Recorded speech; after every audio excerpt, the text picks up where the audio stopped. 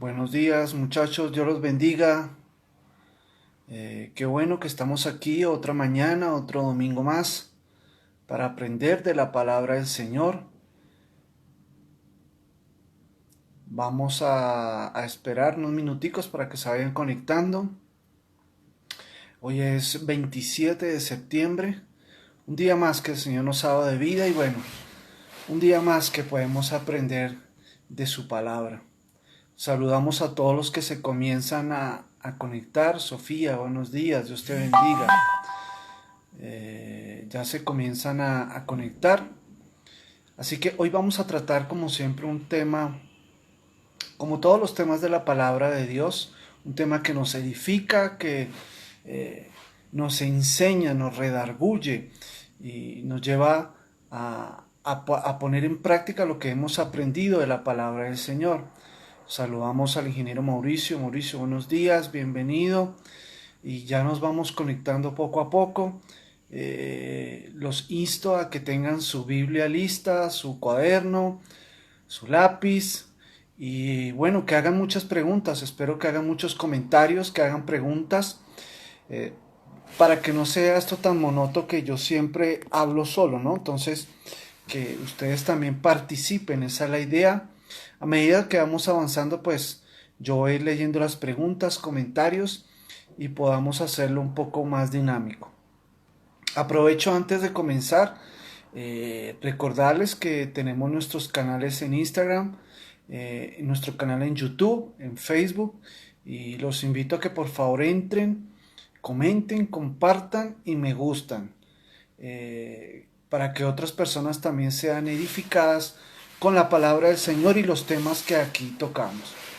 Bien, vamos a comenzar. Ya varias personas han comentado. Les recuerdo que los que no se puedan conectar en vivo a esta hora, pues en nuestros canales de aquí en Instagram queda grabado el video y en unos minutos después de que terminemos, yo lo subo a Facebook, a YouTube, para que allí lo puedan compartir con otras personas. La idea es que muchas personas pues sean edificadas con la palabra de Dios. Y antes de comenzar, también los invito a que visiten nuestra página web alejandrorico.com.co y allí podrán encontrar el libro. Estamos muy contentos porque ya esta semana nos entregaron nuestra primera edición, nuestro primer tiraje de libros en físico y ya lo pueden conseguir. Me contactan por nuestras redes y yo les hago llegar el libro. Y si no, por nuestra página web o inclusive en Amazon lo pueden conseguir. El poder de la justicia es un libro que yo pienso que no lo escribí yo, sino que tienes la palabra de Dios. Traté de que todo punto de vista, toda opinión, pues estuviera amarrada a la palabra de Dios y eso creo que es lo que va a hacer que sean edificadas personas a través de la lectura de la palabra. Bien, Claudia también se conectó, Dios te bendiga, buenos días. Vamos a comenzar. Por favor, si ya tienen su Biblia a la mano, vamos a orar. Señor, te damos gracias en esta mañana por un día más de vida. Nos has dado aliento de vida para respirar, para vivir hoy. Y gracias te damos porque sabemos que todo viene de tu mano, Dios. Ponemos en tus manos esta palabra que vamos a compartir a todos los que están conectados. Que esta palabra sea como una semilla, que dé mucho fruto en el nombre de Jesús. Ya que buenos días, Dios te bendiga, qué bueno tenerte por acá. Bien, vamos a comenzar. Vamos a dirigirnos a Mateo capítulo 5, donde hemos estado ya creo que 4 o 5 semanas. Pues Dios ha colocado en mi corazón que hablemos de las bienaventuranzas. Entonces, hoy vamos a tratar el verso 8, que hace parte de las bienaventuranzas. Si me acompañan a Mateo capítulo 5, verso 8 dice: Bienaventurados los de limpio corazón, porque ellos verán a Dios. Repito, Mateo capítulo 5, verso 8. Bienaventurados los de limpio corazón, porque ellos verán a Dios. Como ya en otras semanas lo hemos mencionado, Dios ha puesto en mi corazón tratar las bienaventuranzas. es el Sermón del Monte. Las bienaventuranzas están dentro de la estructura del Sermón del Monte, que viene desde el capítulo 5 hasta el capítulo 8. Y en las bienaventuranzas hemos tratado las semanas pasadas, pueden verlo en nuestro canal de YouTube o en Instagram, varias cosas. La primera es que hablamos primero de los pobres en espíritu, hablamos de los que lloran, hablamos de los mansos, hablamos de los que tienen hambre y sed de justicia, hablamos de los misericordiosos y hoy hablamos o hablaremos de los limpios de corazón. Y hablaremos un poco del contexto del autor, ya hemos hablado de Mateo, y también hemos hablado del contexto general del Sermón del Monte, un sermón que no fue, digámoslo, predicado de una sola vez, en una sola ocasión, sino que viene en varios fragmentos, ¿no? Hemos hablado que en el capítulo 5 habla sobre el tratamiento personal del corazón de cada uno. Después viene en el capítulo 6 la relación con Dios y la ley, y en el capítulo 7 y 8 de la relación con los semejantes. Así que también empezamos hablando de un contexto donde se desarrolla esta palabra de las bienaventuranzas, y quiero hacer un repaso breve diciendo cuál era el contexto donde Jesús nos habla de bienaventurados los limpios de corazón porque ellos verán a Dios. El contexto es que el momento donde Israel está inmerso es un contexto de esclavitud. Recordemos que el Imperio Romano aprieta su yugo contra el pueblo judío, contra Israel, que en este momento o en ese momento el pueblo de Israel estaba siendo subyugado, invadido por el Imperio Romano. Pero más allá de ese contexto político, por decirlo así, está el contexto espiritual y religioso. Si bien los romanos ejercen autoridad sobre Israel, pues digamos que también hay un grupo que ejerce algún tipo de esclavitud espiritual, yo lo entiendo así, y son los fariseos. En alguna menor medida están los saduceos y otros partidos religiosos y políticos de su tiempo. Pero son los fariseos los que imponen, digámoslo así, un yugo espiritual sobre el pueblo de Israel. Digamos, o así lo he entendido yo, que los fariseos vienen tratando la ley de Moisés con más de 600 mandamientos, y ante la imposibilidad de cumplirlos todos, pues los fariseos han impuesto otras leyes, otras obligaciones sobre el pueblo de Israel, haciendo que la carga sea muy pesada, que se convierta en un yugo espiritual, en cadenas espirituales, ante la imposibilidad de cumplir estos más de 600 mandamientos, y ellos se inventan más. Y yo creo que eso siempre ha pasado y pasa en nuestro tiempo. Cuando no podemos cumplir la ley de Dios, nos inventamos reglas, tradiciones y ponemos sobre la gente más cargas, haciendo que la carga cada vez sea más pesada para un creyente, para una persona, ¿no? Y eso se refleja en los fariseos de aquel tiempo. Los fariseos y en general el pueblo judío estaba cansado de tantas cargas, de tantas obligaciones que no los llevaba a ninguna parte. El pueblo judío pues no encontraba alivio espiritual en estas leyes que los fariseos le habían impuesto. Y recuerden, siempre que no podemos con la ley de Dios, que no podemos cumplir con las normas de Dios, pues de alguna manera intentamos calmar nuestra conciencia a través de la tradición. Y eso lo vemos hoy en día también. Cuando nos hemos alejado de la ley de Dios, cuando no podemos cumplir con la ley de Dios, pues acudimos a las tradiciones. Y hoy, en pleno 2020, pues seguimos viendo tradiciones de hombres, normas, leyes, poniendo cargas sobre las personas. Y ya los judíos en este tiempo pues habían dado cuenta que no iban a poder cumplir, y que ni siquiera los fariseos, las autoridades religiosas, podían cumplir con estas normas, así que mucho menos ellos. Así que el pueblo de Dios, el pueblo judío, tenía una sed, tenía un hambre, quería respirar fuera de ese sistema legal que habían implementado los fariseos, los saduceos, entre otros. Así que vemos la tradición como una carga fuerte en ese contexto. Y en ese contexto aparece Jesús y les dice, bienaventurados los que, ¿no? Ellos habían pensado que los bienaventurados eran los que cumplían con todas las normas y esas cargas.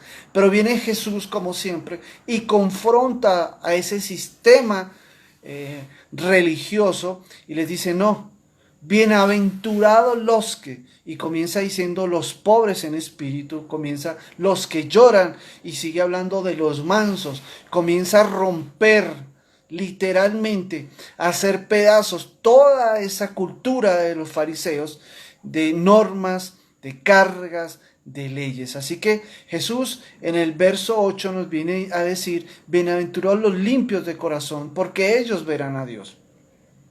Y dentro de este sistema rígido, que estoy hablando del contexto donde se desarrolla esta bienaventuranza, pues vemos personajes como Nicodemo, ¿no?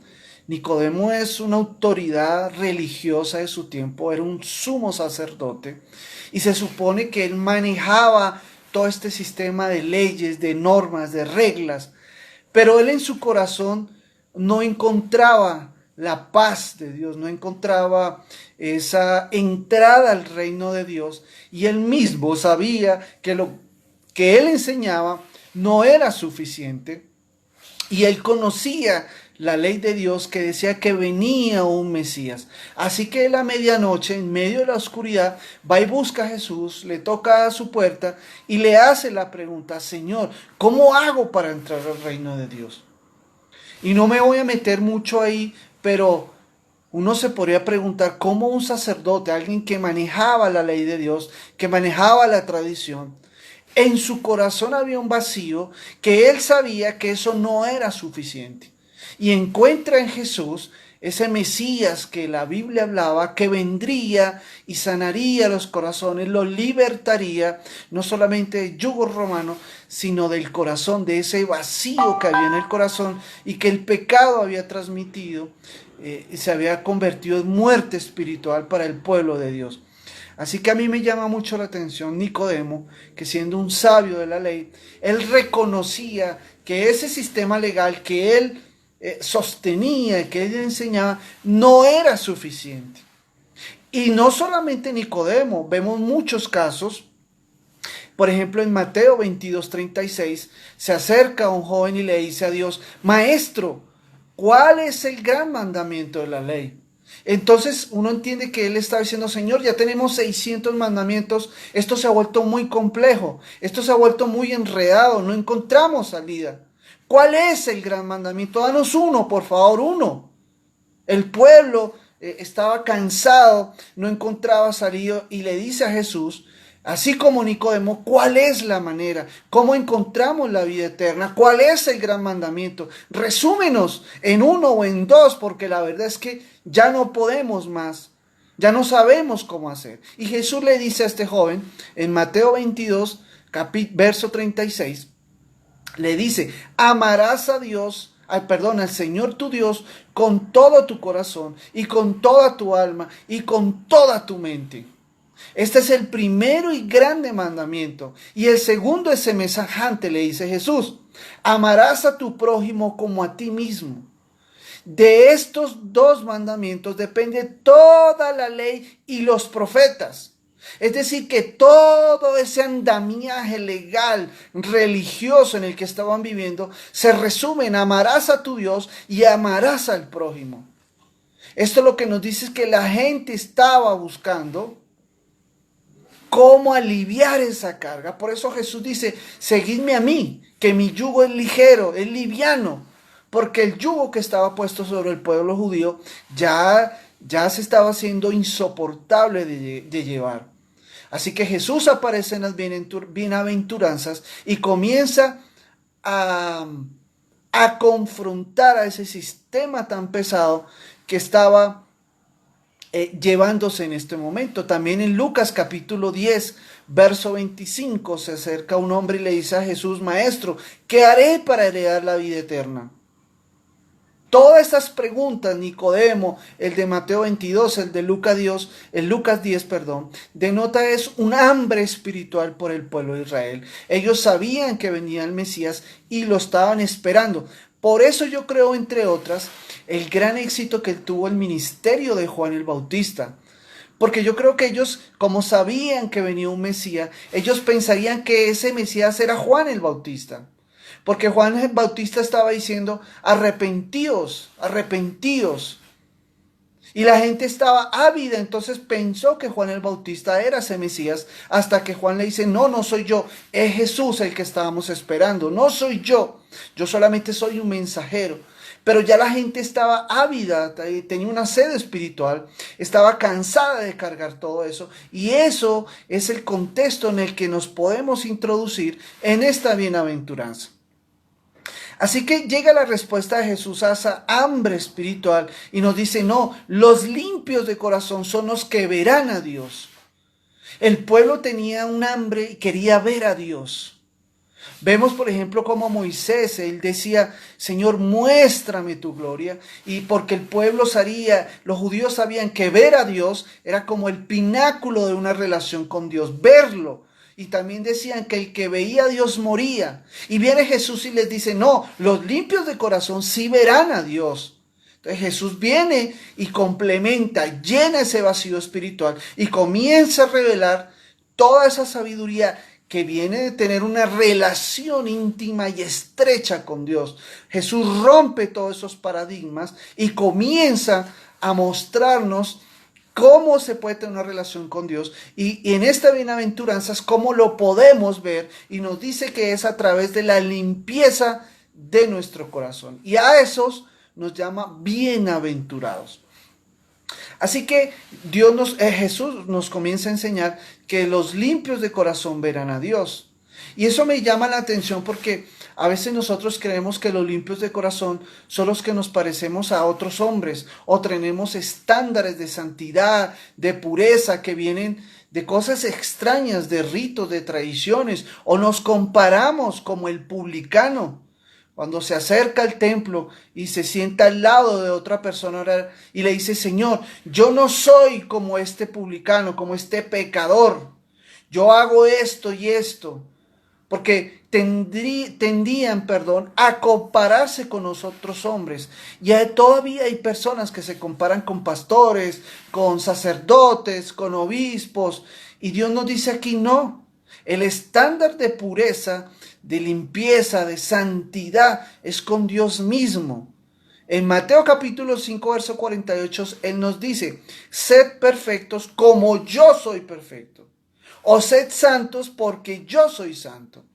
Dios nos dice que solamente podremos verlo a Él cuando nuestro corazón es limpio como el de Él.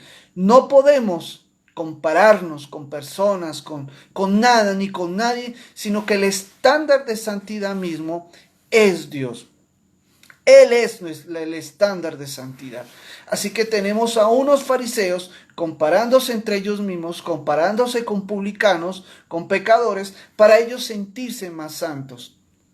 Pero la verdad es que ni siquiera el sistema legal, ni los mandamientos, ni la ley, podías hacerlos sentir a ellos santos ni puros de corazón. Y en medio de esa confusión, Jesús les dice que es a través de la limpieza interna del corazón.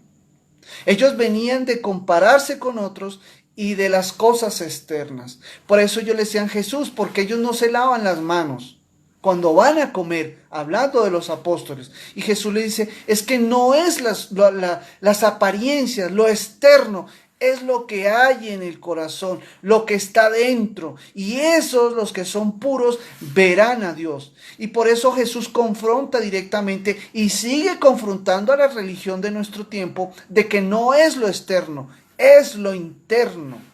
Por eso les habla a los fariseos y les dice tumbas, les dice sepulcros blanqueados, porque por fuera son bonitos, pero por dentro están podridos. Y esas palabras aún resuenan en nuestros días, en nuestros templos, en nuestras iglesias, donde es la apariencia externa lo que prima y no lo del corazón. Inclusive les dice hipócritas.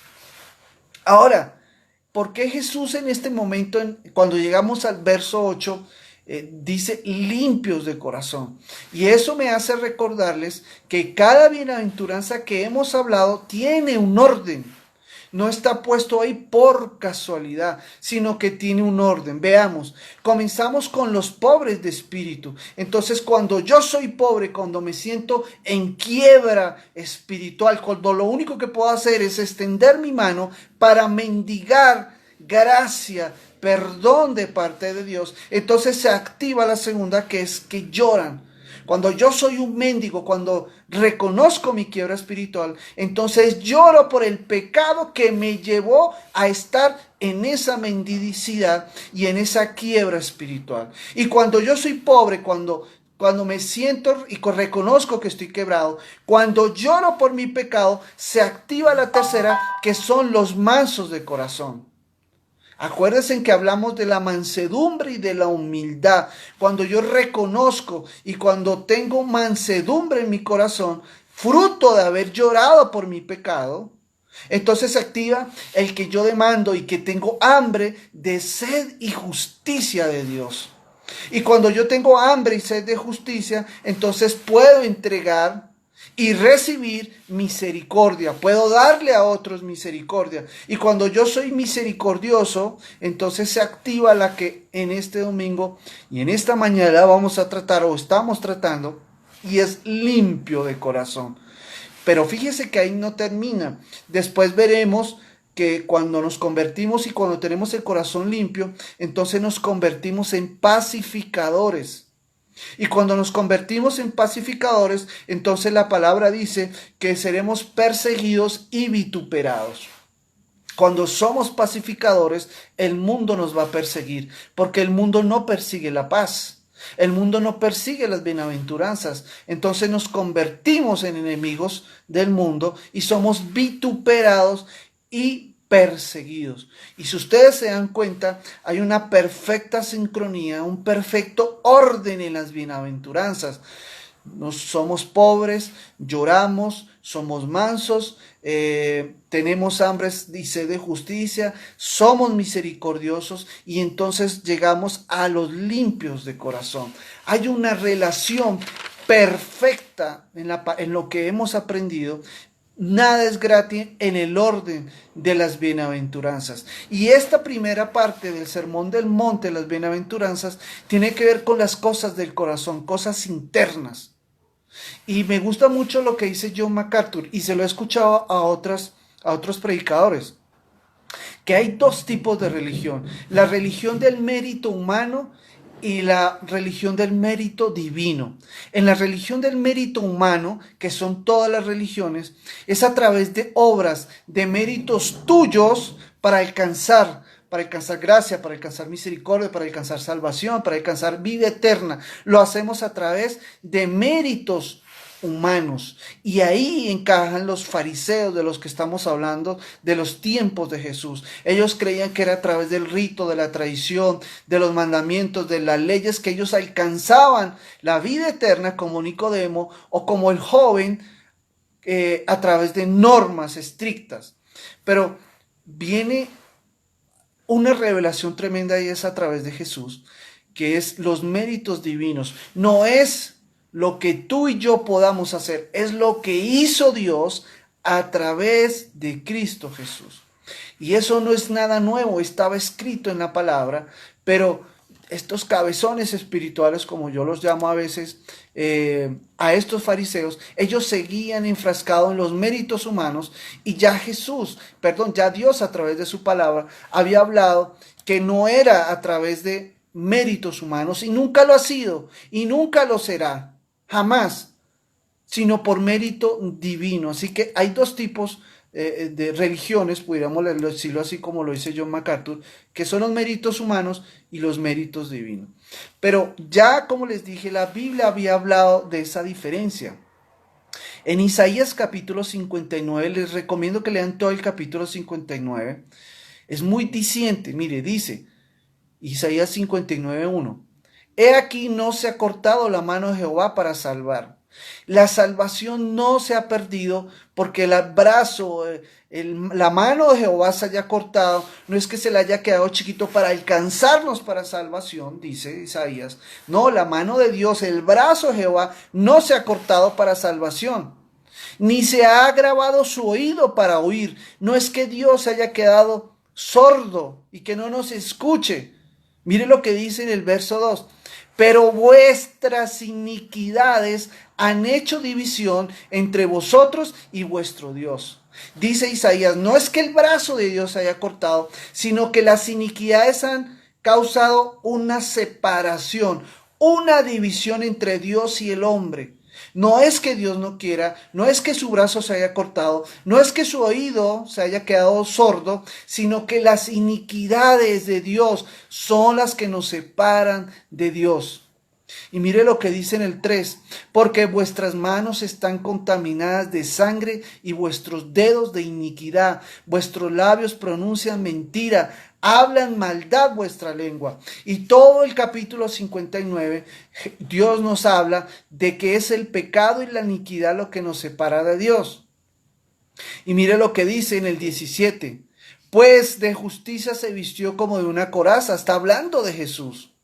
Con yelmo de salvación en su cabeza, tomó ropas de venganza por vestidura y se cubrió de celo como de manto, como para vindicación, como para retribuir con ira a sus enemigos y dar el pago a sus adversarios. El pago dará a los de la costa. Y dice en el 20, y vendrá el Redentor a Sión. Ahí está hablando de Jesús. Él nos está diciendo, no es el brazo, no es el oído, es vuestras iniquidades, pero la salvación vendrá de Sión, dice.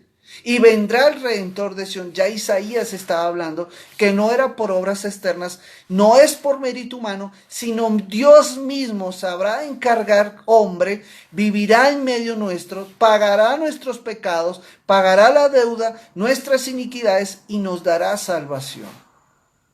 Eso hacía falta recordárselo a los fariseos y a veces nosotros tenemos que recordarlo, que no es por mérito, que no es por obras, sino es por la acción de Cristo Jesús, es por mérito divino.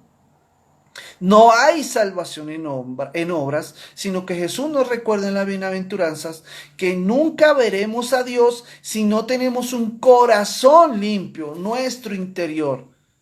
Y en primera de Samuel capítulo 16 verso 7, si me acompañan por favor, aquí lo voy a a leer. Dice, y Jehová respondió a Samuel, no mires a su parecer, ni a lo grande de su estatura, porque yo lo desecho, porque Jehová no mira lo que mira el hombre, pues el hombre mira lo que está delante de sus ojos, pero Jehová mira el corazón. Jesús les está diciendo a los fariseos y nos dice a nosotros, no es por las apariencias, no es por la tradición, no es por los ritos, no es por el templo, no es por la música, no es por el corazón. Lo que Dios quiere es que tengamos un corazón limpio porque así lo podremos ver a Él. Entonces la pregunta que ustedes están haciendo, me imagino, bueno, pastor, ya entendí, pero ¿cómo puedo purificar mi corazón? ¿Cómo puedo ver a Dios a través de mi corazón limpio? Y lo primero que tengo que decirles es que usted no puede limpiar su corazón. No puede hacerlo. No hay manera que usted limpie su corazón. Es una obra de Dios y ya lo vamos a ver. Precisamente el Evangelio, el corazón del Evangelio, lo pulpito del Evangelio, el meollo de este asunto del Evangelio es que Jesús vino de parte de Dios a morir por nuestros pecados para limpiarnos de toda maldad, para limpiar nuestro corazón. Nosotros no podemos limpiar nuestro corazón. No se perturbe, no se mate, no se preocupe más de cómo usted en sus fuerzas puede ser más santo, más limpio. Porque es una obra de Dios y que la hizo Jesús en la cruz del Calvario. Mire lo que dice Proverbios 23:7. Lo que dice... no, es más adelante, perdón. Sigamos. No es usted, es la obra de Dios el que puede limpiar su corazón.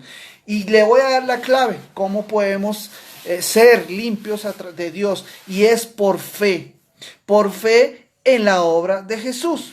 Todo comienza y todo termina en la obra de Jesús. Entonces, permítame ahora explicarles qué significa tener un corazón limpio. Cuando la Biblia habla de corazón, no habla del corazón como músculo que bombea sangre, no. Cuando la Biblia habla del corazón, aunque el griego corazón significa cardio, de ahí viene todos los términos de cardio y corazón. Cuando la Biblia habla de corazón, habla del interior, habla de los pensamientos y motivaciones del hombre, no de las emociones. Ojo, cuando Dios habla y la Biblia habla del corazón, habla de tu interior, de tus pensamientos. Ahí sí viene la cita que les iba a decir, Proverbios 23:7. Porque cuál es su pensamiento, es su corazón. Es decir, que cuando habla del corazón, habla de nuestros pensamientos. ¿Y por qué es tan importante? Porque los pensamientos, cuando usted piensa en algo, activa su voluntad, sus motivaciones, inclusive las cosas del corazón, los pensamientos, llegan a influir en nuestro cuerpo, en nuestra salud, en nuestras emociones. Cuando yo tengo emociones negativas, malas, destructivas, afectan mi cuerpo. Y eso se gobierna desde el corazón, es decir, del hombre interno, de nuestros pensamientos. Ojo con eso porque es clave. Por eso es que Proverbios capítulo 4, verso 23 nos dice, sobre toda cosa guardada, guarda tu corazón, porque de él mana la vida. Es decir, la manera como pensamos determina nuestras conductas y hábitos y determinará cómo nos sentimos, nuestra salud, nuestras emociones. Por eso es tan importante la limpieza del corazón. Y Jesús lo sabía y nos habla y va directo al grano, al corazón. En los judíos, o cuando la palabra habla de las emociones, habla de las entrañas. Cuando un judío sentía malestar, sentía ira, venganza, decía que lo sentía en su estómago, en sus entrañas. Por eso es que cuando Jesús sentía compasión, el verbo o la palabra compasión en el hebreo es entrañas, dolor en las entrañas. Por eso es que los judíos o la palabra relaciona las emociones con las entrañas, con el estómago, con las emociones. Y aún sigue siendo así. Entonces, teniendo en claro esto, Jesús habla de que las emociones, lo que hay en el corazón, está determinado en nuestros pensamientos. Por eso también Jeremías dice, engañoso es el corazón más que todas las cosas y perverso. ¿Quién lo conocerá? Y también en Génesis capítulo 6, verso 5, vio Jehová que la maldad de los hombres era mucha en la tierra y que todo designio de los pensamientos del corazón, no es que el corazón piense, es que la Biblia relaciona los pensamientos con el corazón, con el interior. Y mire lo que dice, y que todo designio del pensamiento del corazón de ellos, de la humanidad, era de continuo solamente el mal. Porque el pecado y la maldad vienen de los designios del corazón, de los pensamientos del corazón. Y mire lo que dice Mateo capítulo 15, verso 19.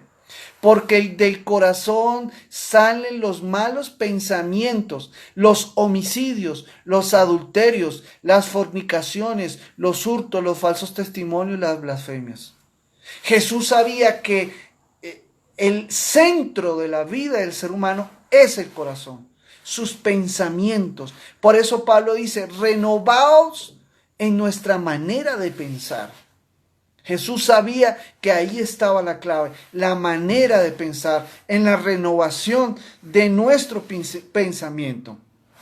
Entonces estamos hablando del corazón, de los pensamientos, de las motivaciones, no de las emociones. Ojo. Pero también encontré que la palabra limpios, ya hablamos corazón, ahora limpios, viene la palabra kataros en el griego, kataros con K, kataros. Y kataros tiene un significado que me llamó la atención, o una de las acepciones es no mezclado, no adulterado, que no tiene elementos extraños. Eso es como el oro, cuando tiene impurezas, pues daña el valor, el grado de pureza de ese gramo de oro, o de hierro cuando tiene impurezas. Cuando hablamos de limpios, de pureza en la Biblia, estamos hablando que no está mezclado con cosas impuras. Estamos hablando también de integridad, que es uno solo y que dentro no tiene impurezas. Es como usted cuando tiene un vaso de agua, usted con una sola gota de tinta, por ejemplo, pues contamina todo el agua. Dios nos está hablando de esa pureza, de esa limpieza, cuando no estamos contaminados, por ejemplo, del mundo, cuando nuestras motivaciones son genuinas y no con motivaciones mezcladas con ambiciones personales, por ejemplo. Entonces Dios está hablando primero de una pureza que debe haber en nuestro corazón, de no contaminación. Mire lo que encontré en Mateo capítulo 6, verso 21. Capítulo 6, verso 21. Porque donde está vuestro tesoro, allí también estará vuestro corazón. La lámpara del cuerpo es el ojo. Así que si tu ojo es bueno, todo tu cuerpo estará lleno de luz. Pero si tu ojo es maligno, todo tu cuerpo estará en tinieblas. Así que si la luz que hay en ti es tinieblas, ¿cuánto más serán las tinieblas? No hay mezcla entre la luz y las tinieblas. Ahí está hablando de pureza, pero mire lo que dice. Ninguno puede servir a dos señores, porque o aborrecerá al uno y amará al otro, o estimará al uno y menospreciáis al otro. No podéis servir a Dios y a las riquezas. No podemos servir a Dios y a otra cosa. No podemos tener motivaciones de Dios y en otras cosas. No podemos hacer la voluntad y nuestra voluntad o la voluntad del mundo. En Dios la pureza tiene que ver que no esté mezclado con cosas extrañas, con motivaciones extrañas. Eso es lo que él llama limpieza de corazón. Cuando nuestros pensamientos, nuestras motivaciones son las de Dios y no están contaminadas o no están mezcladas con cosas extrañas.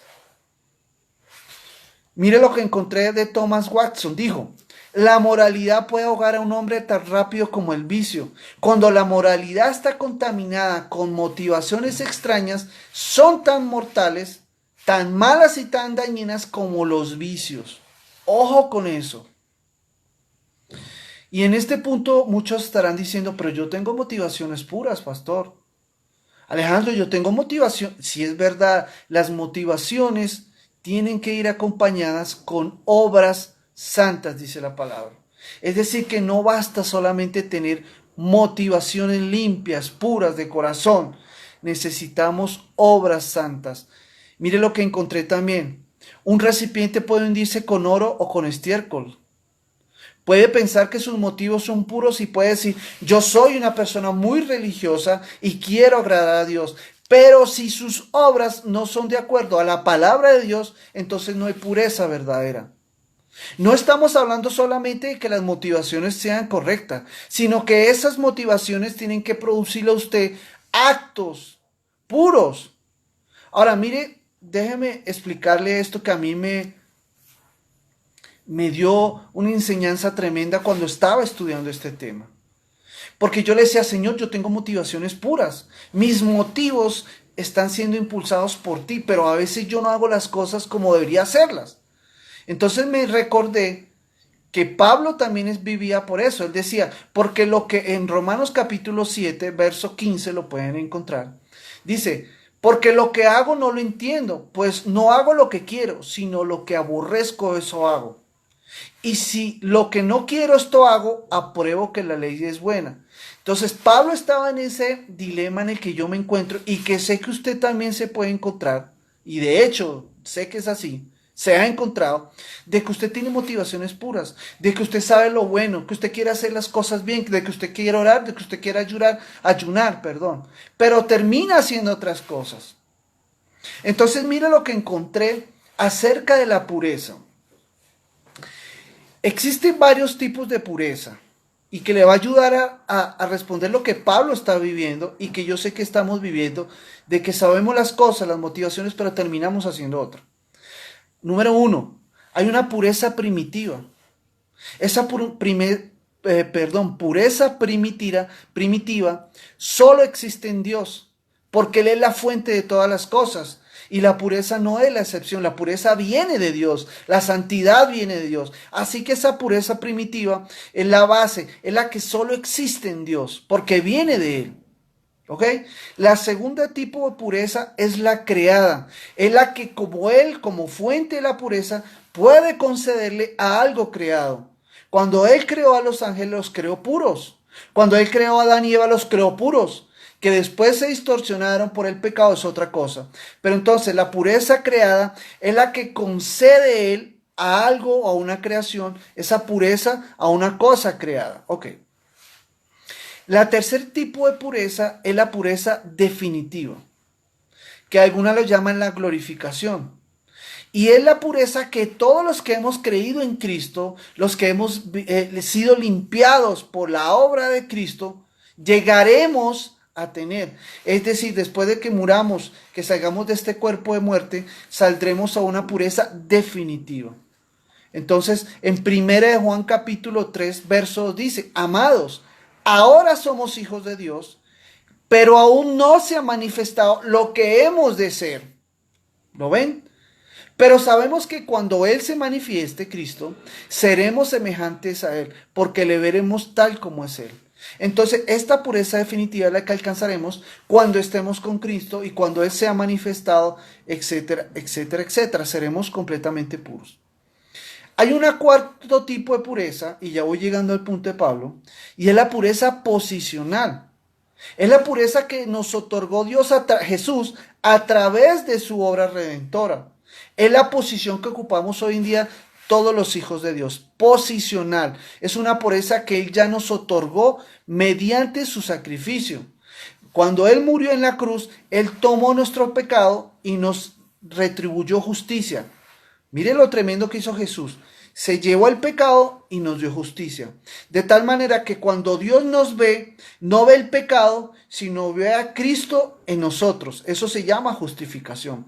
Cuando Él nos ve, Él ya nos ve limpios a través de Jesús. Esa es la pureza posicional que tenemos todos los hijos de Dios y que es bueno que usted lo entienda. Usted es puro, usted es santo, usted es justo en Cristo Jesús. Esa es la posición que Él nos dio.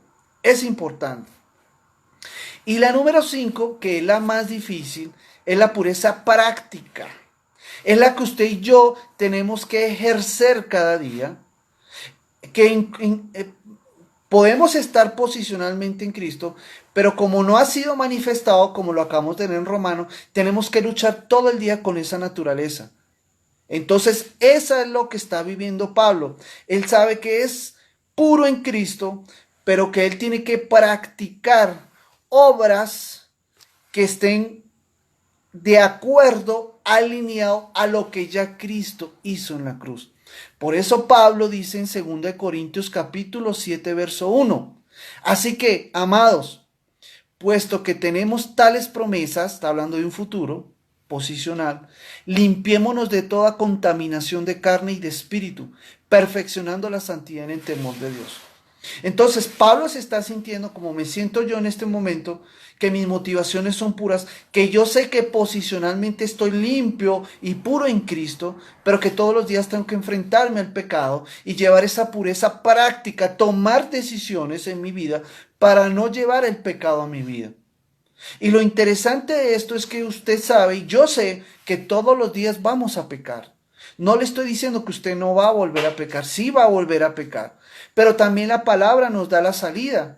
En 1 Juan capítulo 1, verso 9. Si confesamos nuestros pecados, Él es fiel y justo para perdonar nuestros pecados y limpiarnos, subraye, y limpiarnos de toda maldad. En otras palabras, cada vez que usted o que yo pecamos, podemos ir ante Dios, confesar nuestros pecados y Él nos limpia. En otras palabras, cada vez que pecamos y cada vez que Él nos limpia y nos va limpiando y nos va limpiando en un proceso, cada vez seremos más limpios. ¿No le parece eso tremendo? ¿No le parece eso poderoso? Que cada vez que confesemos nuestros pecados, Él nos va a limpiar y nos va a limpiar y nos va a limpiar cada vez más. Entonces, para ir cerrando ya, son las personas que hemos sido limpiadas por Cristo las que podemos ser limpios de corazón.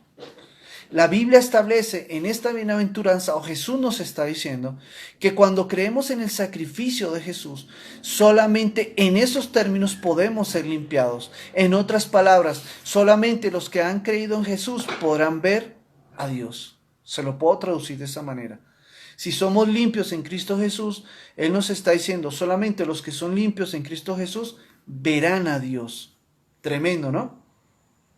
Ahora mire, 3 cosas que usted debe tener en cuenta para acceder a esa limpieza de corazón. Número 1, usted tiene que aceptar que usted no puede ser limpio por usted mismo, como ya lo hemos hablado. Mire lo que dice Proverbios 29. ¿Quién podrá decir, yo he limpiado mi corazón, limpio estoy de mi pecado? Nadie. Nadie puede decir que se puede limpiar a sí mismo, no. Eso es lo primero que usted tiene que reconocer, que usted no puede limpiarse a sí mismo. No puede. Nosotros somos parte del problema, no de la solución. La solución es en Cristo. Así que nosotros mismos no nos pudiéramos limpiar. Es más, si nosotros mismos nos pudiéramos limpiar, pues ¿para qué murió Cristo? En vano hubiera muerto Él. Entonces lo primero que usted tiene que reconocer es que usted no puede limpiarse a sí mismo. Número 2, que la única manera de ser limpio es en el sacrificio de Cristo Jesús. No hay otra manera. Él nos limpió con su sangre preciosa. No hay otra manera. En Hechos capítulo 15, verso 9 dice, y ninguna diferencia hizo entre nosotros y ellos, purificando por la fe sus corazones. Es por fe en Cristo que podemos ser limpios. No hay otra manera. Y número 3, si ya usted es limpio por la sangre de Cristo, si usted ya confesó sus pecados, si ya es un hijo de Dios, entonces la número 3 es mantenerse en su palabra.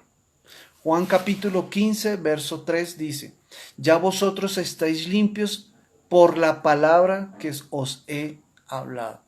Número 3, entonces, manténgase limpio en la palabra de Dios. Ore. Busque de Dios, siga manteniendo esa relación con Dios y su corazón seguirá siendo limpio por la palabra de Dios. Así que número 1, reconozca que usted no se puede limpiar solo. Número 2, que es por fe en el sacrificio de Jesús que somos limpiados. Y número 3, manténgase limpio leyendo la palabra de Dios porque ella es la que nos lava. Busque de Dios, ore. Y cierro diciendo cuál es la recompensa para los limpios de corazón, que ellos verán a Dios. Pero ese verán es un futuro indicativo, encontré. Es decir, si lo pudiéramos traducir, diría, bienaventurados los limpios de corazón, porque ellos continuamente verán a Dios. Así que los limpios de corazón, los que hemos sido lavados en esa sangre preciosa de Jesús, continuamente veremos a Dios. Viviremos continuamente en la presencia de Dios. Qué tremendo, ¿no? Y qué poderoso esa promesa que Dios nos hace, de que viviremos continuamente en la presencia de Dios. No es como Moisés, que podía verlo, podía ver su rostro allá arriba en el Sinaí, o se podía reflejar en la columna de fuego. No, nosotros continuamente viviremos en la presencia de Dios.